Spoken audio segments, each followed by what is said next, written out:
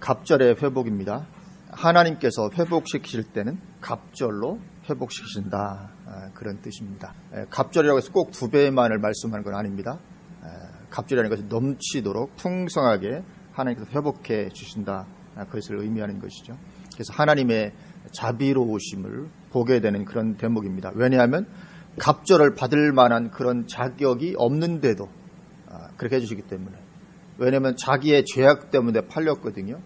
자기의 죄악 때문에 팔려서 어려움과 고생을 당하고 있었는데 거기서 돌아올 때는 갑절의 회복을 해주시는, 그러니까 그 갑절의 회복을 받을 만한 어떤 자격 조건이 전혀 없는데도 불구하고 갑절의 회복의 은혜를 주시는 하나님의 어떤 자비로우심 우리가 보게 되는 거죠.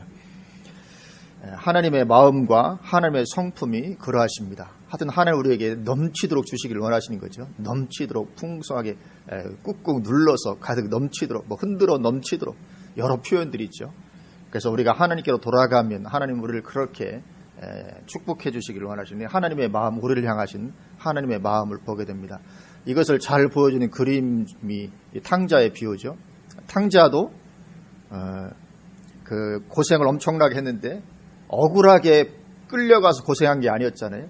억울하게 끌려가서 돼지 치는 일을 하고 고생했던 것이 아니고 아버지께 죄를 범하는 어떤 자기 유산을 다 나눠달라고 해서 그 유산을 가지고 가서 창기와 더불어 호랑방탕하게 다 탕진한 후에 그렇게 돼지 치는 일을 하면서 고생하다가 이제 집으로 돌아가는데, 그럼에도 불구하고 아버지는 어떻게 합니까? 아들이 돌아오자마자 가장 좋은 옷을 입혀라. 제일 좋은 옷.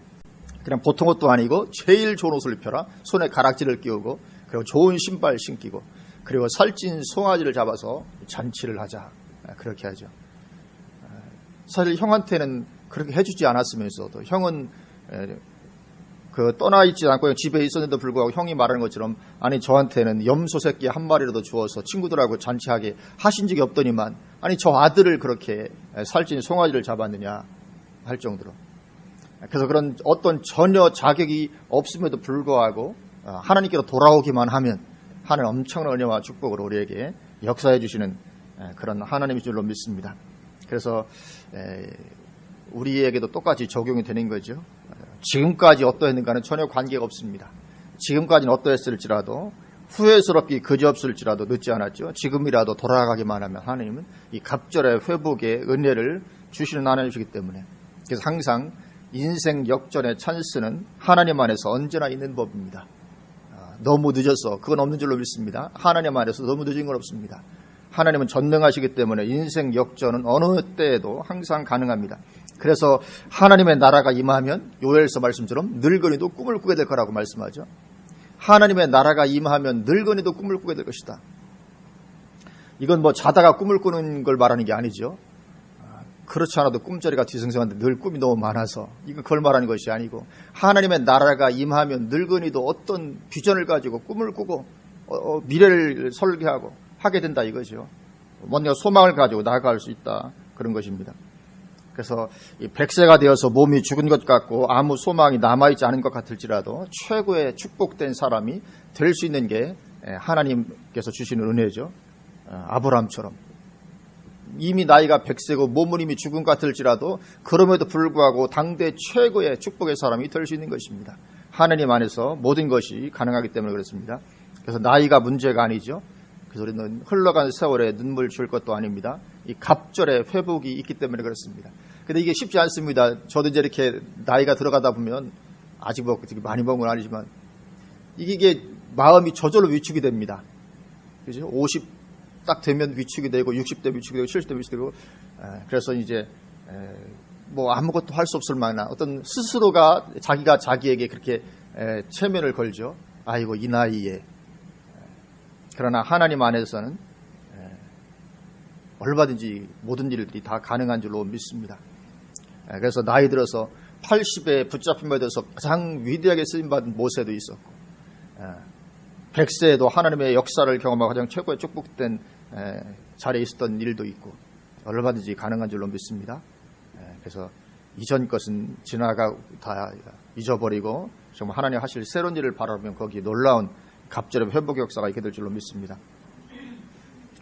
그러면 하나님 왜 그렇게 회복시켜 주시는가? 회복시켜 주시는 이유, 그것은 하나입니다. 언약의 피가 있는 언약 백성이기 때문에 회복시켜 주십니다. 하나님의 피로 말미암아 구원받은 하나님의 백성이기 때문에 하나님 그런 회복의 은혜를 허락하신 거죠. 오늘 본문 11절입니다. 우리 11절 말씀 같이 한번 봉독하겠습니다. 또 너로 말할진대 내 언약의 피로 말미암아 내가 내 갇힌 자들을 물 없는 구덩이에서 놓았나니. 아멘. 너로 말할진대 내 언약의 피로 말미암아, 이 언약의 피로 말미암아 내가 내 갇힌 자들을 물 없는 구덩이에서 놓았다. 이유가 하나입니다. 언약의 피로 말미암아서 이 물 없는 구덩이에서 놓았다. 이 물 없는 구덩이라는 것은 고대 근동 사람들은 물을 담기 위해서 구덩이를 파놓게 됩니다. 물이 귀하니까요. 그래서 그 구덩이에 물이 담기면 그 물을 사용하게 되는 것인데, 만약에 구덩이에 물이 없으면 물 없는 구덩이가 되면 어떻습니까? 그러면 곧 그것은 타는 갈증의 고통과 죽음을 의미하게 됩니다. 우리는 잘 이해가 안 되지만 그 사막 지역에 있는 그 고대 근동 지역에서 우리 구덩이에 물이 없다. 그것은 결국 죽음을 의미하는 거죠. 고통스러움과 죽음을 의미하는 것입니다. 그래서 이것은 갇힌 자들의 포로 생활을 묘사하는 표현입니다. 물 없는 구덩이. 너희가 포로 생활할 때 물 없는 구덩이 같은 그런 가운데 있지 않았는가. 그러나 거기에서 내가 놓았다. 그렇게 말씀을 하고 계십니다. 왜 놓으셨습니까? 언약에 피가 있었기 때문에 놓으셨다고 말씀하고 있습니다. 그렇게 이스라엘과 하나님과의 관계는 피로 맺어진 언약의 관계입니다. 출애굽기 24장에 보면 출애굽기 24장 6절에 모세가 피를 가지고 반은 여러 양푼에 담고 반은 제단에 뿌리고 언약서를 가져다가 백성에게 낭독하여 듣게 하니. 피를 뿌린 다음에 언약서는 결국 뭡니까? 성경이잖아요.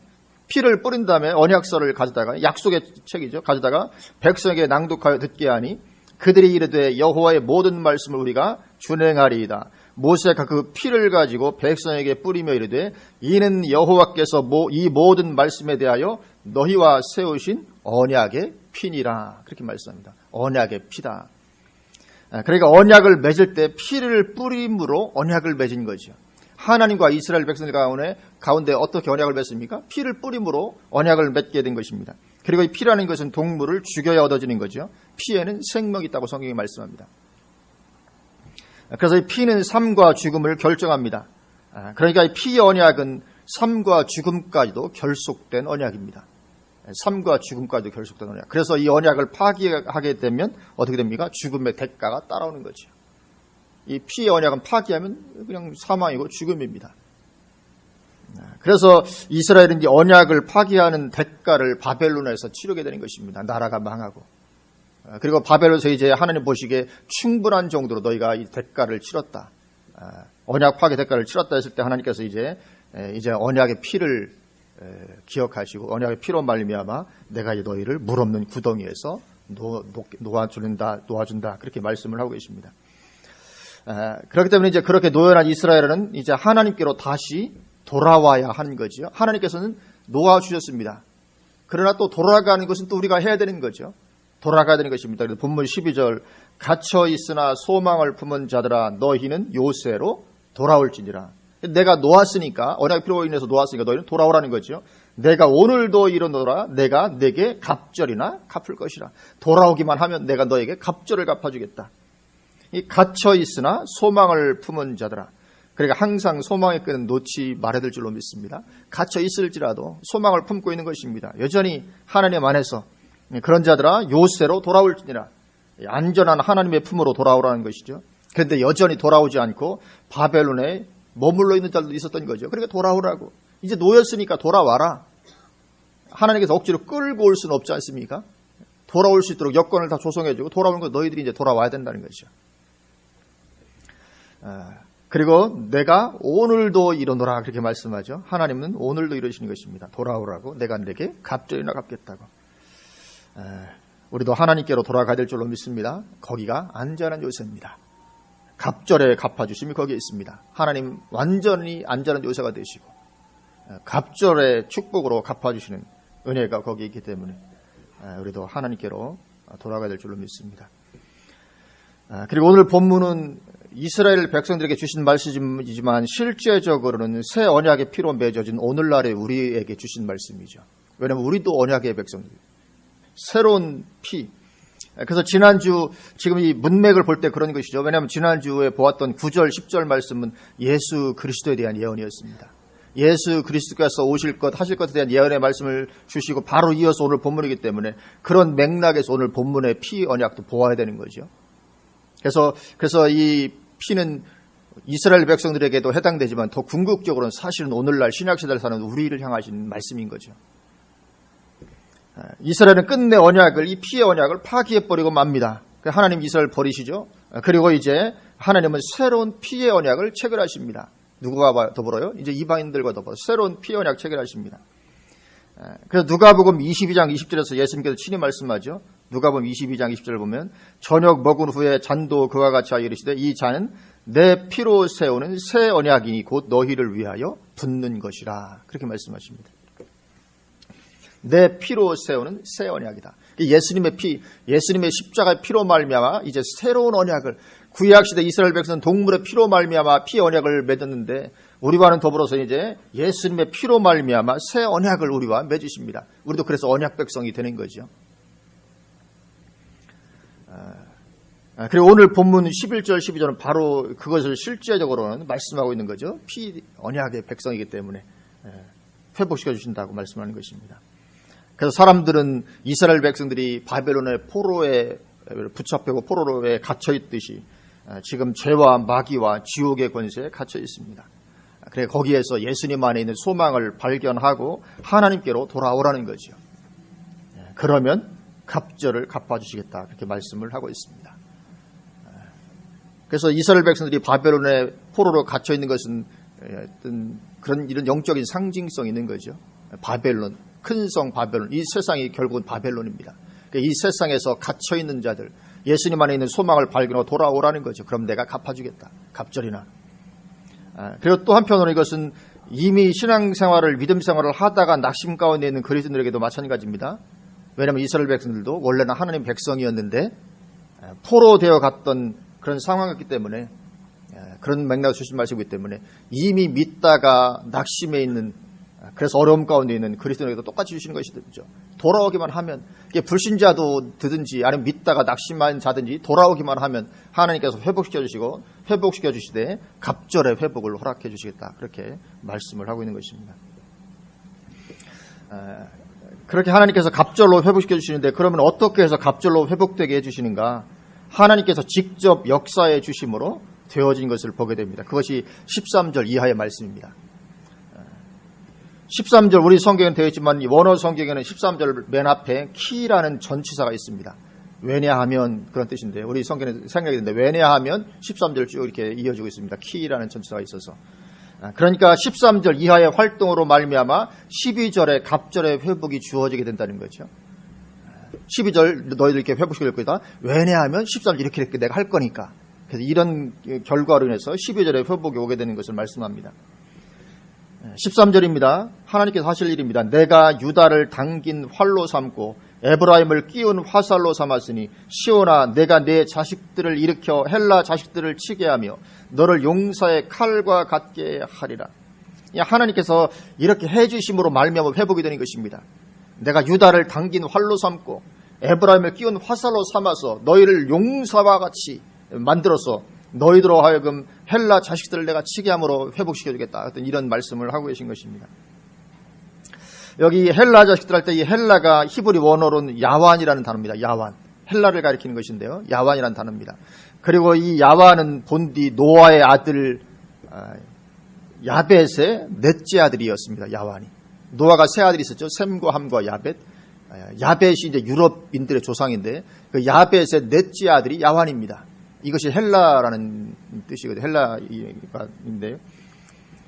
창세기 10장 2절부터 보면 그렇게 기록되어 있습니다. 야벳의 아들은 고멜과 마곡과 마대와 야완과 두발과 메섹과 디라스요. 야완이 나오죠. 야벳의 아들 중에. 고멜의 아들은 아스그나스와 리밧과 도갈마요. 야완의 아들은 엘리사와 달시스와 기띔과 도다님이라.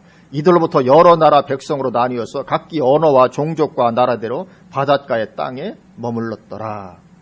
그렇게 야완에 대해서 말씀하고 있습니다. 야완은 야베에서 네 번째 아들이고 또 야완으로부터 시작해서 여러 민족들이 나오게 되는 것을 말씀하죠.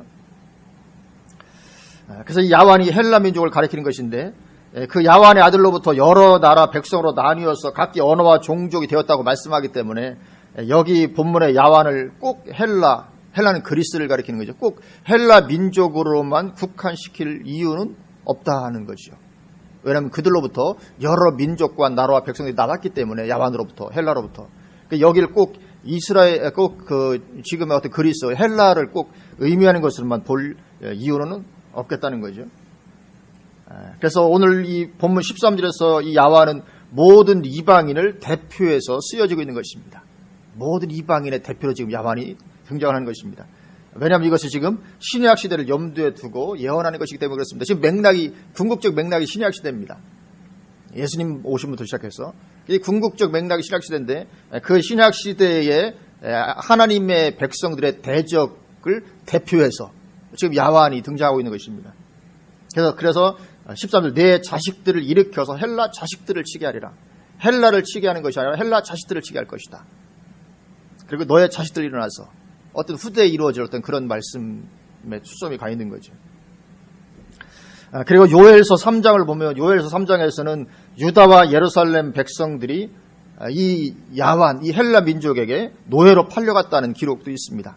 요엘서 3장 4절부터 보면 두로와 시돈과 블레셋 사방아 너희가 나와 무슨 상관이 있느냐 너희가 내게 보복하겠느냐 만일 내게 보복하면 너희가 보복하는 것을 내가 신속히 너희 머리에 돌리리니 곧 너희가 내 은과 금을 빼앗고 나의 진귀한 보물을 너희 신전으로 가져갔으며 또 유다 자손과 예루살렘 자손들을 헬라 족속에게 팔아서 그들의 영토에서 멀리 떠나게 하였음이니라. 그렇게 말씀하고 있습니다. 지금 두로와 시돈과 블레셋 사방, 두로와 시돈과 블레셋은 다 지중해 연안에 있는 국가들입니다. 그들이 이 이스라엘 사람들을 붙잡아서 헬라 족속에 바다 건너서 팔아버렸다 이거죠. 팔아서 노예가 되겠다는 것입니다. 헬라 족속들에게. 그러니까 헬라는 하느님의 백성들의 대적인 거죠. 그리고 물론 이제 시대가 조금 더 지나게 되면 지금 이 스가랴 시대는 페르시아 제국 시대입니다. 페르시아 제국 시대인데 조금 더 지나면 이제 헬라 제국 시대가 도래를 하게 되죠. 그래서 이 헬라 제국이 전 세계를 지배를 하게 됩니다. 그리고 헬라의 안티오쿠스 에피파네스 4세, 이 적그리스도 예피로 성경에서 말씀하고 있는 안티오쿠스 에피파네스 4세가 예루살렘을 장악하고 그리고는 성전을 더럽힐 돼지피를 성전에 뿌리고 성전을 더럽히는 일을 행하게 되죠. 이 적그리스도 예표가 되는 인물이 바로 이 헬라 황제 헬라에게서 나오게 되는 거죠. 그러니까 이 헬라는 하나님 백성들의 원수고 대적으로 묘사되고 있는 것입니다. 그러한 하나님의 백성들의 대적을 하나님께서 치심으로 말미암아 내가 너희에게 갑절의 회복을 누리도록 해주겠다. 그렇게 말씀을 하고 있는 것입니다.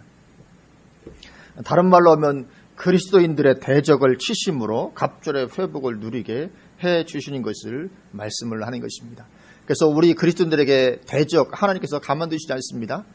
물론 지금은 당하는 것 같지만 언젠가 하나님께서 반드시 심판하십니다.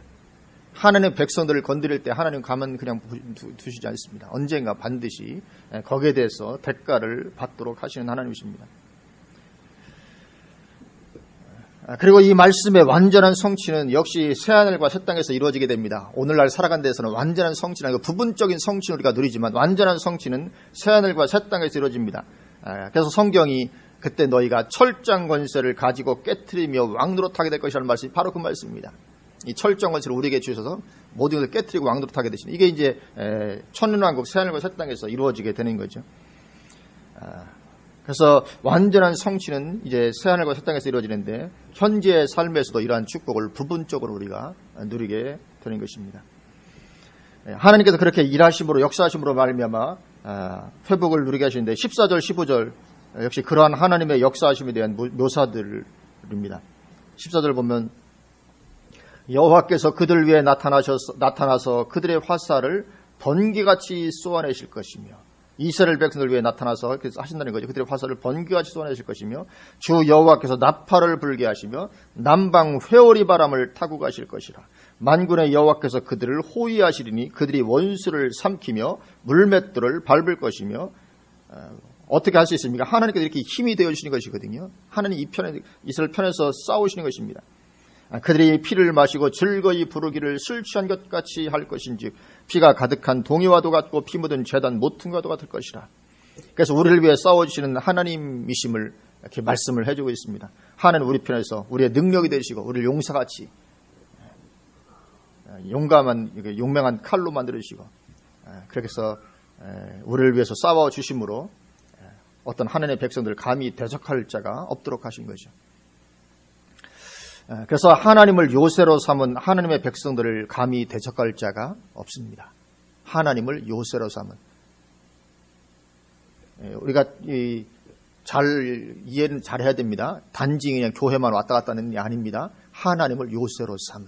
하나님께서 하나님을 나의 요새로 삼고 그러니까 하나님을 찾고 구하고 의지하고 기도하고 그게 이제 하나님을 요새로 삼은 것이거든요. 그런 사람들에게 하나님은 이런 함께 하시는 방패가 되어주시고 갑질의 회복의 은혜와 축복을 허락해 주시는 거죠.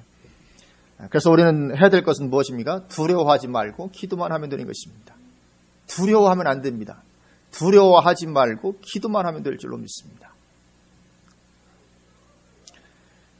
제가 이따 오후 예배 때 좀 말씀을 드리려고 했는데 익산에 생기는 한랄 단지 얼마나 두려워하는지 모릅니다. 그건 이따 오후에 제가 좀 그 부분에도 좀 더 사실 분별력들이 너무 없어서요. 그런 것들을 영적인 눈으로 볼 눈이 없습니다. 우리는 두려워하지 말고 기도만, 이 두려워하면 지는 것입니다. 그럼 끝장나는 것입니다. 두려워하지 말고 기도만 하면 되죠. 빌립보서 4장 6절 7절 아무것도 염려하지 말고 다만 모든 일에 기도와 간구로 너희 구할 것을 감사함으로 하나님께 아뢰라. 그리하면 모든 죄악에 뛰어난 하나님의 평강이 그리스도 예수 안에서 너희 마음과 생각을 지키시리라. 아무것도 염려하지 말고 다만 모든 일에, 여기 어떤 예외가 없습니다. 아무것도 염려하지 말고 오직 모든 일에 기도와 간구로 너희 구할 걸 감사함으로 하나님께 아뢰라. 그러면 다 된다는 것이거든요. 그러면 모든 죄악에 뛰어난 하나님의 평강이 그리스도 예수 안에서 너희 마음과 생각을 지키실 것이다. 결국은 그 일도 해결이 되게 되는 것입니다. 일이 해결이 안 되고 자꾸 어려워지는데 마음의 평강이 있을 수 없잖아요. 그래서 아무것도 염려하지 말고 오직 기도만 해라. 그러면 하나님께서 방패가 되어주시고 갑질의 회복의 은혜를 해주시겠다. 그러니까 오직 아무것도 염려하지 말고 다만 모든 일에 기도와 간구로 나아가는 것이 이게 뭐냐면 이게 바로 하나님을 요새로 삼은 것입니다. 그런 자들에게 하나님이 놀랍게 함께 해주시고 오늘 본문과 같은 이런 능력으로 역사해 주신 것이죠. 그래서 이사야 43장 2절 3절에도 동일한 말씀하십니다. 내가 물 가운데로 지날 때 내가 함께할 것이라.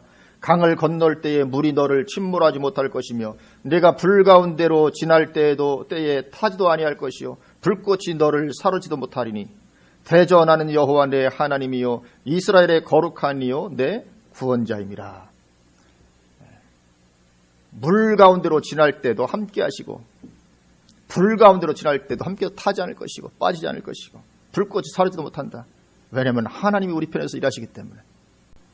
물 가운데로 지나도 걱정 없는 줄로 믿습니다.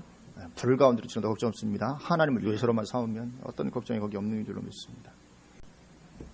16절입니다. 16절 이날에 그들의 하나님 여호와께서 그들을 자기 백성의 양떼같이 구원하시리니 그들이 왕관의 보석같이 여호와의 땅에 빛나리로다. 여기 16절 보면 이날에 그렇게 말씀합니다. 이날에 성경에서 이날에 이렇게 나오면 이건 전형적인 종말론적 표현입니다. 이렇게 이날에 그날에 하나님의 날에 주로 이게 종말의 때하고 연결을 거의 다 맞습니다. 이 전형적인 종말론적 표현입니다. 결국은 그러니까 오늘 본문이 우리에 대해서 더욱 말씀하고 있는 거죠. 이날에 그들의 하나님 여호와께서 그들을 자기 백성의 양떼같이 구원하시리니 이 선한 목자는 절대로 자기 양떼를 포기하지 않고 끝까지 구원해내는 것입니다. 그처럼 하나님께서 우리를 자기 백성의 양떼같이 구원하실 것이다. 그럴 뿐만 아니라 구원하셔서 그들이 왕관의 보석같이 여호와의 땅에 빛나리로다. 그렇게 말씀하십니다. 그래서 양떼같이 구원하는 것뿐만 아니라 왕관의 보석같이 이건 최상의 표현입니다. 왕관의 보석이라는 것은 최고의 표현인 것이거든요. 최상의 어떤 상태로 회복해 주실 것을 말씀하는 것입니다. 그래서 여호와의 땅에 빛날 것이다.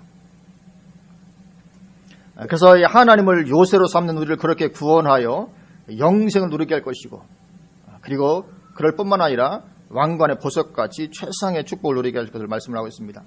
장소가 어디입니까? 여호와의 땅에 빛나리로다. 그러니까 결국 완전한 성취는 하나님의 나라, 성취된 하나님의 나라, 여호와의 땅은 이 성취되어진 하나님의 나라를 가리키는 것이죠. 새하늘과 새 땅을 결국은 가리킵니다. 완전한 어떤 응답은 거기에서 우리가 누리게 되는 것이죠.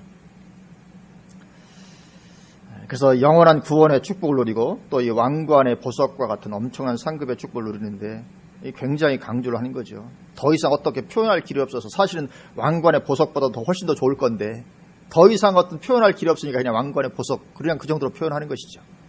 우리의 궁극적 미래가 이렇게 될 것임을 우리가 바라볼 수 있기를 주님의 이름으로 축원을 드립니다. 우리의 궁극적 미래가 얼마나 좋을지 더 이상 표현할 수 없는 왕관의 보석 같은 미래가 우리 앞에 있는 것입니다. 17절입니다. 이제 마지막 절 17절 우리 같이 한번 한 목소리로 봉독하시겠습니다. 그의 형통함과 그의 아름다움이 어찌 그리 큰지 곡식은 청년을 새 포도주는 처녀를 강건하게 하리라. 아멘. 그의 형통함과 그의 아름다움이 어찌 그리 큰지, 뭐 이렇게밖에 표현할 수가 없는 것입니다. 어찌 그리 큰지, 뭐 더 이상 어떻게 표현을 못하는 언어의 한계가 있으니까. 그러니까 하나님께 우리를 회복시키는 그 회복이 얼마나 큰지, 그의 형통함과 그의 아름다움이 어찌 그리 큰지, 곡식은 청년을 새 포도주는 처녀를. 그러니까 이 곡식과 포도주는 넘치는 풍성함의 표현입니다. 옛날 어릴 때 곡식과 포도주가 뭐 가득 있다 그러면 뭐 다 된 거 아니겠습니까? 이 어떤 넘치는 충만함의 표현입니다. 그래서 하나님께서 우리를 회복시키시되 이런 갑절로 회복시켜 줄 것을 말씀하죠. 이것은 이 땅에서도 그러하고, 그리고 새하늘과 새 땅에서는 더욱더 완전하게 누리게 해 주시는 것입니다. 물론 조건이 있습니다. 조건이 무엇입니까? 갇힌 자 가운데 머물러 있지 말고 돌아와야 된다는 거죠. 요새 대신 하나님께로 돌아와라. 그러니까 돌아오지 않고 여전히 바벨론에 있는 것처럼 지금도 여전히 세상의 유혹에 갇힌 자리에 있어서는 회복의 은혜는 없는 것입니다. 세상의 유혹에 갇혀 있으면 회복의 은혜를 누릴 수가 없는 거죠. 돌아와야 되는 것입니다. 세상은 물 없는 구덩이에 불과한 것입니다. 그리고 그 종말은 죽음이죠. 그래서 오직 우리의 요새가 되시는 하나님께로 돌아와야 거기에 갑절의 회복의 역사가 있을 줄로 믿습니다. 그러면 우리의 대적이 어찌하지 못합니다. 그런 말씀들이 성경에 많이 나오죠. 로마서 8장 31절에도 그런즉 이 일에 대하여 우리가 무슨 말하리요? 만일 하나님이 우리를 위하시면 누가 우리를 대적하리요? 또 히브리서 13장 6절에도 그러므로 우리가 담대히 말하되 주는 나를 돕는 이시니 내가 무서워하지 아니하겠노라. 사람이 내게 어찌하리요 하리라. 하나님은 우리를 돕는 분이신 줄로 믿습니다. 사람이 우리를 어찌할 수 없습니다. 하나님께서 나를 도우시기 때문에. 우리의 대적이 우리를 어찌할 수 없는 것입니다. 우리는 무서워하지 않습니다. 마귀는 우리를 대적하죠. 세상을 통해서, 사람을 통해서 우리를 대적하고자 합니다. 그러나 하나님께서 요새가 되어주시기 때문에 하나님께로 돌아간 나를 어찌하지 못하는 것입니다. 사실 우리가 하나님 은혜를 떠나서 그렇지, 하나님을 요새로 삶으면 세상이, 사람이, 마귀의 세력이 어찌하지 못하고 우리는 갑절의 이 회복의 축복을 누리게 되는 것인 줄로 믿습니다. 우리가 감사해야 될 줄로 믿습니다. 이 은혜 누리게 해주신 것에 대해서. 우리가 하나님의 은혜를 사모하기만 하면 하나님은 엄청난 역사로, 갑절의 은혜와 회복과 축복 역사로 우리와 함께해 줄 줄로 믿습니다. 그래서 우리 아무것도 염려하지 말고 하나님 바라보고 기도하고 하나님만 구하고 의지하면 다 될 줄로 믿습니다. 넘치는 은혜와 축복이 우리의 삶 가운데 풍성히 임하게 될 줄로 믿습니다. 기도하시겠습니다.